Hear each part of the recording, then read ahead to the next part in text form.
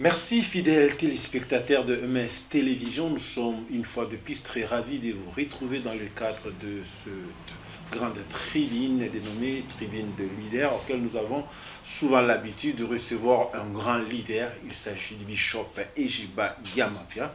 Aujourd'hui, nous allons nous entretenir avec lui tout autour de l'ordre qui doit régner au sein des églises, au sein des grandes communautés ecclésiastiques en République démocratique du Congo. Il y a à boire et à manger. Voilà pourquoi nous l'avons invité sur ce plateau pour pouvoir éclairer certaines questions d'actualité. Mais bien avant que nous puissions nous entretenir autour de ce grand thème, nous donnons à l'homme de Dieu l'occasion de pouvoir saluer tous nos fidèles téléspectateurs. Oui, fidèles téléspectateurs de MSTV, Shalom. Shalom de partout où vous vous trouvez, en Europe, aux États-Unis, à Kinshasa, en Afrique du Sud, en Océanie, que Dieu vous bénisse. Et nous disons que la paix et la grâce de l'Éternel soient votre partage. Merci beaucoup, Bishop. Nous avons suivi l'actualité, nous vous avons suivi à l'hôtel du fleuve où nous avons retrouvé toutes les têtes pensantes, tout plutôt les leaders ecclésiastiques réunis dans ces coins de la capitale congolaise. Pouvez-vous nous dire, il s'agissait de quoi? Oui, la réunion qui a eu lieu le mercredi dernier à l'hôtel Fleuve Congo Hotel, c'est à l'initiative des pères. Les pères, qui sont-ils? Ce sont ces personnalités du monde évangélique qui se disent, allons-nous continuer à être chacun dans son coin? Et cela réduit la force de l'Église, car dans l'unité, il y a la force. Et à cette occasion, comme il y a un cadre, c'est ainsi, le pasteur révérend Godin Poïde, parce que c'est de lui dont il est question, c'est lui qui avait signé les invitations. Voilà. Il a demandé à tous les pères, à toutes les colonnes, donc des personnes représentatives. Nous ne disons pas que ceux qui n'étaient pas dans cette réunion ne sont pas représentatifs, non. Il y a certains qui étaient en déplacement, il y a d'autres qui se sont fait représenter pour dire qu'ils nous avaient convoqués afin de nous dire que vous les pères, prenez les choses en main. Vous les pères, en tout cas, ne laissez pas l'église de réveil aller à la dérive, se retrouver là comme nous étions sans repère. Voilà. C'était ça l'objet de la réunion. C'était ça l'objet de la réunion. Mais il s'avère que sur terrain, il y a beaucoup de dépravation, il y a beaucoup de désordres qui s'enregistrent. Chacun évolue dans son coin, chacun est en train de jouir de son indépendance. Et évidemment, il y a des structures qui sont déjà mises en place, notamment les hauts conseils des églises de réveil charismatiques et autres en République démocratique du Congo. Pouvez-vous nous donner le rôle que joue cette grande structure? Oui, le gouvernement de la République avait imaginé, va-t-on laisser les églises de réveil, les églises charismatiques, les mouvements de réveil et consorts, juste chacun dans son coin, et ça ne permet pas au gouvernement de savoir qui fait quoi et comment il le fait. Pour cela, ils ont préféré qu'il y ait un cadre de régulation. En créant ce cadre de régulation que l'on appellerait l'interface vis-à-vis du pouvoir public. C'est ainsi le Haut Conseil a été mis en place à cet effet-là. Et un arrêté ministériel a été pris en bonne et due forme. Voilà, c'est un peu ça. Évidemment. Donc, le Haut Conseil des églises de réveil charismatique et autres, c'est pour toutes les églises dites de réveil, c'est ça leur interface, c'est ça leur plateforme, comme nous avons Senko, comme nous avons les autres différentes confessions religieuses, ont les plateformes qui les regroupent dans leurs différentes représentations. Voilà, mais nous voulons un peu avoir des éclaircissements là-dessus. Des années antérieures, il y avait déjà une structure mise en place qui pouvait représenter les églises des réveils. Est-ce que l'arrêté que le ministre avait pris pouvait revoir plutôt ou abroger les dispositions précédentes où ça s'est chambarde pour créer un peu les désordres? Non, l'arrêté ne crée pas le désordre. Voilà. Nous devons savoir que chaque église est autonome. Chaque église fait son travail. Chaque église prêche l'évangile. Voilà. Le Haut Conseil ne dicte pas à une église qu'est-ce qu'il faut prêcher dimanche prochain ou qu'est-ce qu'il faut prêcher le mois qui viendra. Mais sauf le Haut Conseil, c'est la volonté du pouvoir public d'avoir un cadre auprès duquel on est en droit, on est en mesure de consulter en cas de problème. C'est pourquoi vous voyez qu'on a parlé. Je crois, je ne sais pas si tu as eu la possibilité de lire l'arrêté qui donne la personnalité juridique au Haut Conseil, et vous verrez dans les objectifs et dans la mission, tout est clair pourquoi le Haut Conseil est créé. Voilà. Et tout est clair, nous avons vu là, il fallait peut-être accompagner l'État. Est-ce qu'il y a des mécanismes au niveau du Haut Conseil pour pouvoir accompagner l'État, notamment au niveau des désordres que nous enregistrons dans ce secteur aujourd'hui, dans notre pays? Il y a, comme je le disais au début, à boire et à manger. Cette indépendance permet à tout un chacun de faire ce qu'il peut faire. Est-ce qu'au niveau du Haut Conseil, vous avez pris des mécanismes qui peuvent, n'est-ce pas, aider l'État à régulariser un peu ce secteur et qui aujourd'hui doit être honoré par le Père que vous êtes à travers cette grande structure que vous avez mise en place? Oui, la régulation, c'est comme dit le mot, c'est l'établissement d'un cadre. Par rapport à ça, nous n'avons pas voulu devenir des policiers, des pasteurs. Voilà. Nous n'avons pas voulu être comme si nous étions les juges des pasteurs. Notre cadre de régulation a pour objectif d'abord de l'unité. C'est pourquoi je préfère que la lecture de l'arrêté peut aider nos téléspectateurs à savoir que ce que nous disons, ce ne sont pas des choses qui sont inventées, parce qu'on n'invente pas ce qui existe déjà. Mais c'est vrai qu'on peut, à partir de ce qui existe, inventer une nouvelle chose. Voilà. Donc, je peux aider. Les différentes missions, ça va aider. Cette association a pour but de créer un cadre de régulation et l'interface avec le pouvoir public. Consolider l'unité dans la diversité par des rencontres des serviteurs, servantes et fidèles des différents groupements chrétiens qui les composent.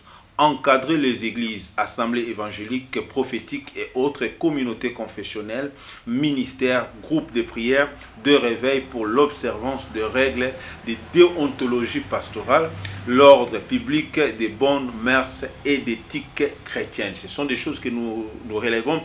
Garantir l'émergence plutôt de membres par l'organisation de séminaires et des recyclages bibliques et socioculturels et la création des écoles déontologiques. C'est à ce niveau-là que vous êtes inspiré des Leadership Symposium pour cette disposition. Nous existons depuis très longtemps. Cet arrêté 2013.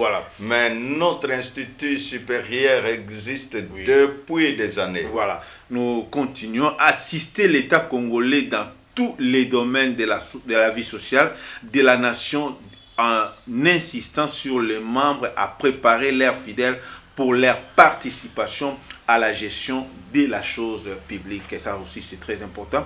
Assurer un encadrement permanent de leurs églises et ministères. Renforcer les fondements apostoliques, l'unité, la paix et la communion fraternelle tout en cultivant le vertu sacerdotal et promouvoir la résolution pacifique des différends. Ça aussi, c'est un très grand problème. Et enfin, défendre les acquis des associations sans but lucratif, ASBEL, Confession chrétienne, droit congolais, conformément aux loi de la République démocratique du Congo. Et au niveau de l'article D, il est dit qu'est approuvée la déclaration datée du 16 mai 2013 par laquelle la majorité des membres effectifs de l'association sans but lucratif non confessionnelle visée à l'article 1er a désigné les personnes plutôt si après aux fonctions indiquées au regard de son nom. Alors Bishop, nous avons comme l'impression que cet arrêté date de très longtemps, mais apparemment il souffrait un peu d'un problème de communication. Oui, il souffrait des problèmes de communication à son temps. Oui. Vous savez, il y a chaque pouvoir a sa façon d'opérer. Voilà. Actuellement, avec Fachi Béton, Voilà. c'est l'état de droit. Oui. Dans un état de droit, si tu te sens lésé quelque part, Oui. tu réclames, tu montres les éléments qui te permettent de dire ça. Oui. Et c'est ce qu'on a pu faire. On a montré au ministre actuel que voilà, nous avons un arrêté signé par vos prédécesseurs et qui ne frustre en rien les lois de la République. Et le ministre ou la ministre, parce que c'est une femme, elle a trouvé que la démarche était louable et elle a fait une lettre et disant qu'elle veut nous accompagner dans cette affaire. Et ainsi, nous avons dit, bon, qu'on informe les pères.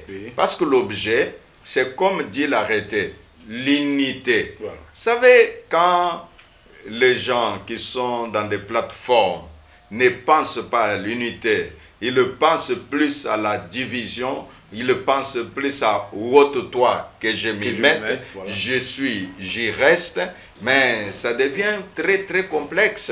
Et que les enfants de Dieu, les hommes de Dieu, qui sont appelés les hommes de paix, et surtout le Dieu que nous prions, l'apôtre Paul nous le présente comme un Dieu d'ordre. Donc nous devons faire des choses qui sont à mesure de présenter ce Dieu-là d'une manière digne auprès des autres, donc auprès du monde. Voilà, il se pose toujours un problème en République démocratique du Congo, c'est l'acceptation des autres. Au niveau de la tête de cette grande structure, nous retrouvons le révérend Tripogé Mukendi, l'évêque Pascal Mukuna, le pasteur Agra Ngalassi, évidemment le bishop Ejiba Yamapia et l'évangéliste international Jean-Oscar Kiziamina Kibila. Pouvez-vous nous dire aujourd'hui que ce groupe restreint, que c'est un peu de conduire cette structure à l'unanimité de tous les leaders chrétiens et à travers la République démocratique du Congo ont-ils adhéré à ces mouvements? Évidemment, au niveau de la photo, nous avons trouvé toute la crème de grands hommes de Dieu, de grands serviteurs de Dieu, tout autour de l'idéal prononcé par le président de l'Assemblée provinciale, le révérend Godin Poyi. Mais nous voulons d'abord, pour ce qui concerne les hauts conseils des églises, est-ce que ça a eu l'unanimité de tous les acteurs ecclésiastiques de la République démocratique du Congo? Ou vous êtes encore à l'étape de les convaincre?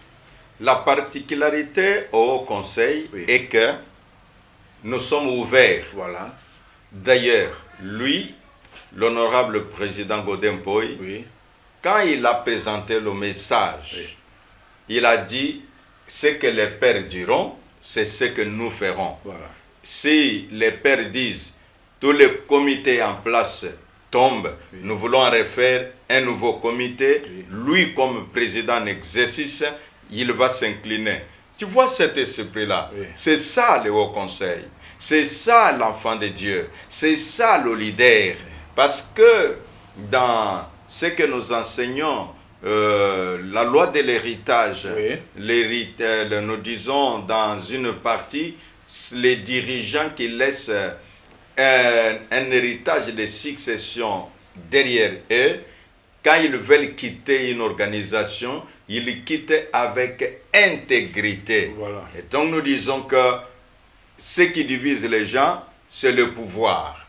Quelqu'un qui est là président, il ne veut pas quitter.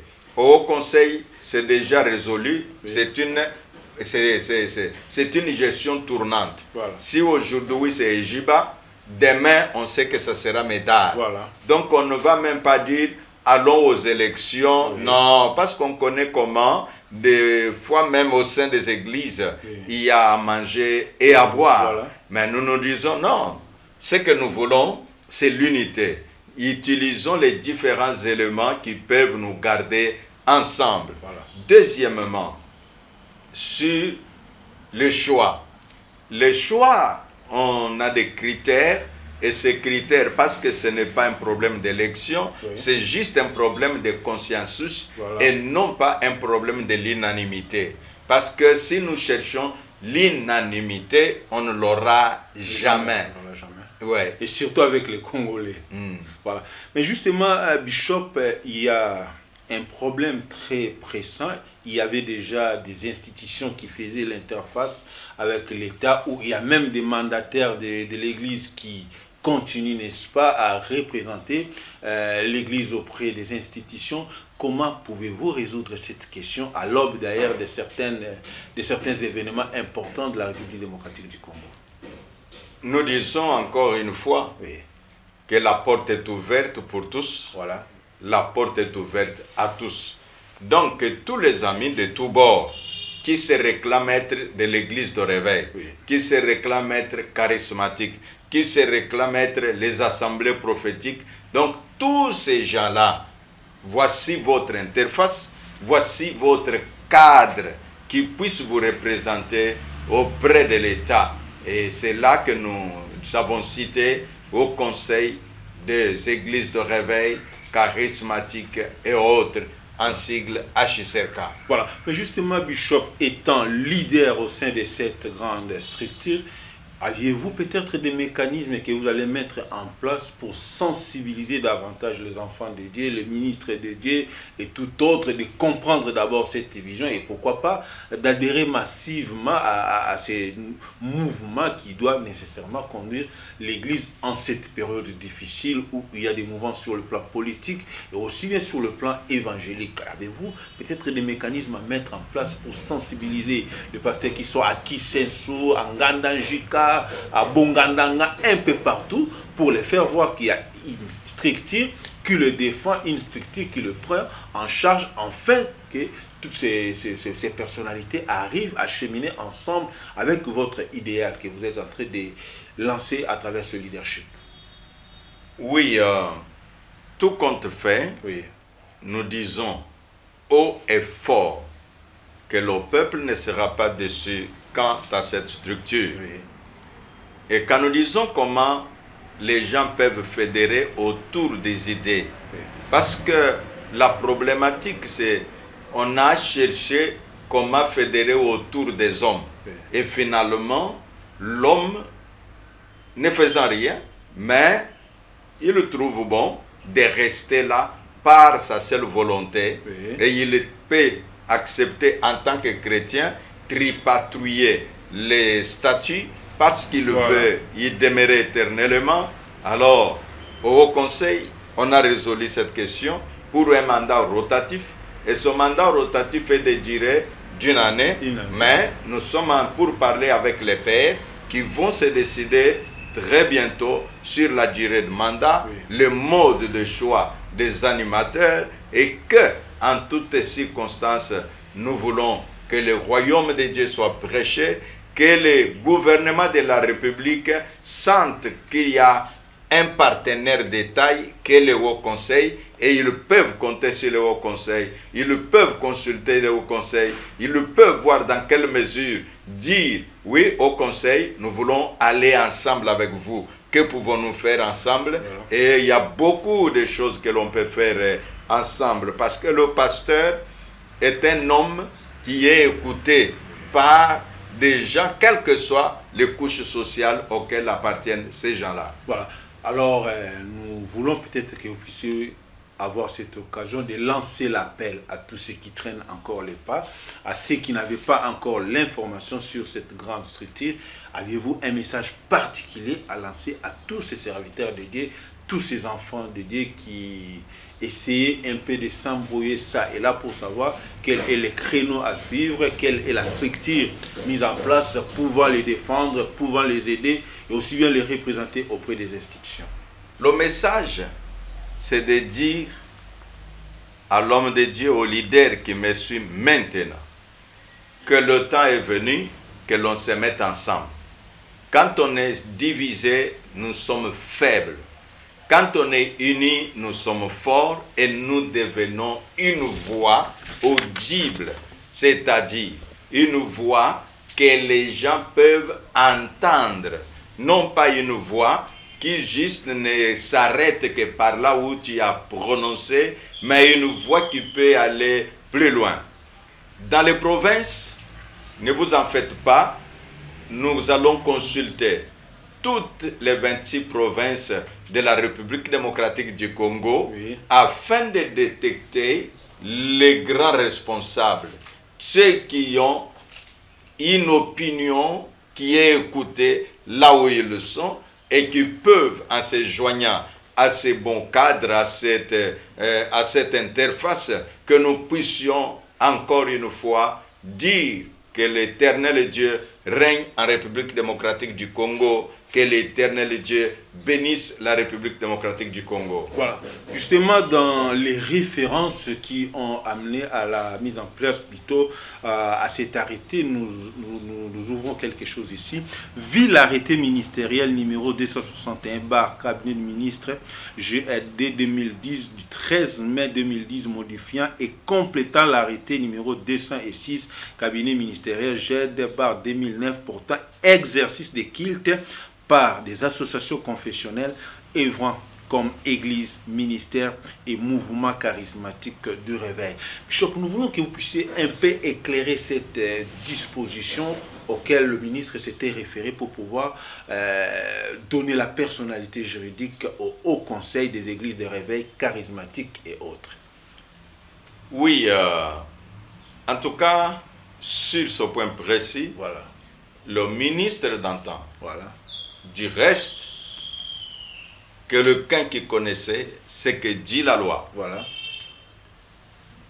Et donc, en octroyant, parce qu'un arrêté, oui, modifie toujours, voilà, un autre arrêté. Voilà. L'arrêté dont on fait mention, oui, c'est un arrêté qui faisait des autres associations comme si elles étaient aussi interfaces. Voilà. Et le gouvernement de la République s'est dit non, non, l'interface doit être représentative. Voilà. L'interface doit regrouper tout le monde. C'est ce qui a fait qu'on a dit on modifie cet arrêté-là, que le monopole n'est plus accordé à une association confessionnelle, soit-elle, mais le monopole maintenant est accordé au Haut Conseil parce que le Haut Conseil regroupe tout le monde. Voilà. Écoutez un peu. Oui. Les autres, si on dit là-bas, c'est les églises charismatiques. Oui. Les autres diront, non, nous sommes églises de réveil. Oui. Mais les autres diront, non, nous sommes les mouvements prophétiques. Nous sommes des pentecôtistes. Ainsi de suite. Maintenant ici, on a dit non. Tous ces gens-là, vous êtes des réveils, voici le Haut Conseil. Voilà. Vous êtes les charismatiques, voici le Haut Conseil. Vous êtes les gens des mouvements prophétiques, voici le Haut Conseil. Donc l'État congolais a déjà présenté un cadre d'unité, de régulation que nous appelons l'interface pour les églises dites de réveil, les églises dites charismatiques et les églises dites prophétiques. Donc tous ces ministères-là trouvent leur compte au sein du Haut Conseil des églises charismatiques de réveil et autres. Voilà. Dans les objectifs qui doivent suivre le Haut Conseil des églises de réveil charismatique, il faut aussi des séminaires, des réunions pour sensibiliser le membre ou les ministres d'État. Comment préconisez-vous arriver à cette disposition? Oui, pour arriver à pareille disposition, oui, la machine est en cours. Voilà. Ici, il n'est pas question de dire en détail tout ce qui est en train de se faire, oui, mais nous disons que les choses sont en train de se faire et que le grand public aura davantage de l'information, oui, à chaque étape nécessaire et à chaque moment indispensable. Voilà. Merci beaucoup, Bishop. L'actualité, c'est aussi le ballet diplomatique en République démocratique du Congo. Il y avait le week-end le président angolais, Joao Lorenzo, qui a échangé avec le chef de l'État de la République démocratique du Congo. Et aujourd'hui, cette semaine d'ailleurs, nous avons la présence de l'ancien président kenyan, toujours dans le cadre de la pacification de la partie est de la République démocratique du Congo. Et nous allons aussi nous rappeler que la semaine dernière, le chef de l'État s'était levé pour lancer un message fort à la nation. Vous, en tant que leader ecclésiastique, comment pouvez-vous interpréter non seulement ces ballets diplomatiques, mais aussi l'intervention du chef de l'État? Le ballet diplomatique est nécessaire. Oui. La République démocratique du Congo ne vit pas comme quelqu'un ou un État isolé des autres. Oui. Parce que on doit travailler dans une interconnexion. Voilà. C'est pourquoi la diplomatie est ce qui aide qu'on aille vers les autres et que les autres aussi viennent vers nous.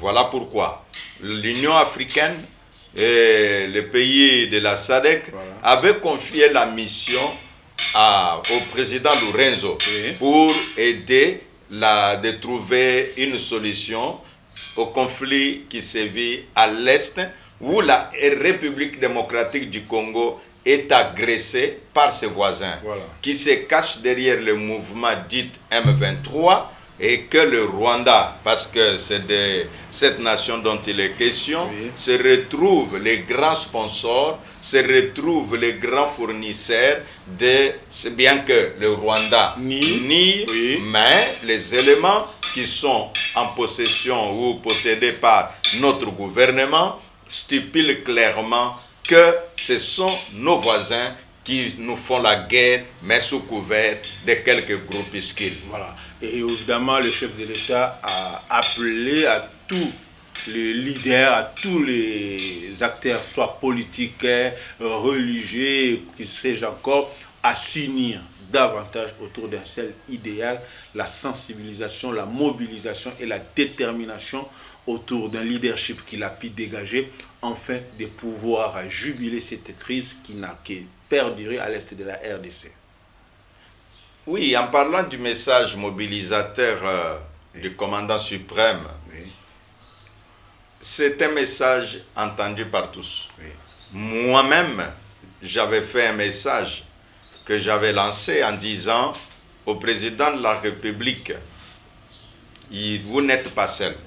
Et j'avais dit en ce temps-là au FRDC, vous n'êtes pas seul au front. Et qu'il y a des leaders religieux que nous sommes, qui vous soutenons. Nous prions pour vous. Nous apportons les conseils tant que cela est possible. Et donc, nous mobilisons le peuple à être derrière les forces armées de la République démocratique du Congo, en sigle FRDC. Nous mobilisons le peuple à comprendre que le sens de leadership nous appelle tous à être derrière notre chef de l'État, de l'écouter et d'obéir aux instructions qu'il donne.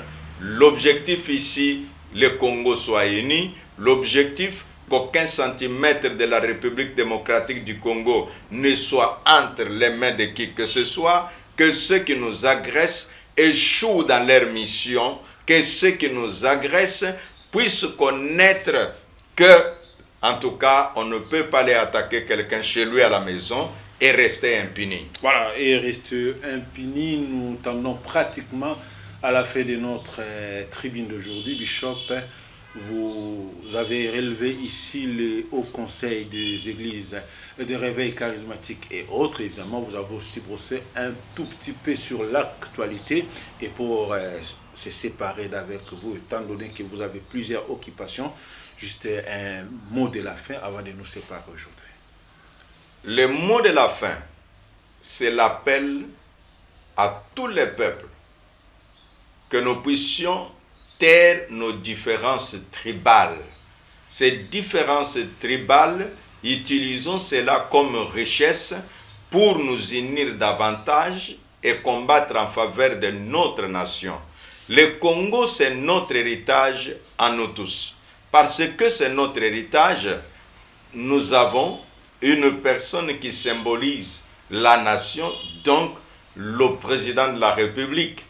À ceux qui prient comme moi, prions pour lui, que Dieu le protège, que Dieu lui donne la sagesse nécessaire, lui comme commandant suprême, que les décisions qu'il prend en faveur de notre armée pour aller au front et que l'armée soit soutenue par son peuple, l'armée ait l'appui de son peuple, ceux qui sont à l'Est, sentez qu'il y a vos frères, vos sœurs, qui sont de tous les coins de la République, qui sont de cœur avec vous. Vous ne souffrez pas seuls, nous souffrons ensemble. Nous, de la Bible, nous disons, quand une partie du corps est malade, c'est tout le corps qui est malade. Voilà. Et la prière, c'est de dire à l'Éternel que la paix règne en République démocratique du Congo, que l'ennemi, l'agresseur de la République, échoue au nom de Jésus-Christ, que les soldats de la République qui sont au front aient le courage et la force des lions pour écraser l'adversaire sur leur chemin, et que Dieu puisse inspirer le chef de l'État pour la conduite des affaires de la nation. Et nous bénissons le gouvernement de la République et nous bénissons le Parlement de la République. Que Dieu bénisse la République démocratique du Congo et que Dieu siège en République démocratique du Congo. Amen. Merci beaucoup, Bishop Ejiba Yamapia. C'est à travers cette prière en faveur de la nation que nous mettons un point final à ce numéro de la tribune des leaders. Je rappelle que nous avons reçu sur ce plateau un grand leader ecclésiastique. Il s'agit du Bishop Ejiba Yamapia. Je ne vous suggère qu'à pouvoir vous abonner massivement sur MS Télévision et pourquoi pas partager le lien et faire abonner aussi tant d'autres personnes pour qu'ils bénéficient également de ce grande leçon de leadership à travers les démonstrations du leadership par le bishop Ejiba Yamapia. Je ne tiens qu'à vous souhaiter une très bonne invitation sur MS TV en vous fixant rendez-vous très prochainement, toujours sur votre chaîne. D'ici là, portez-vous très bien. Merci, Bishop. Que Dieu te bénisse. Merci, Bishop.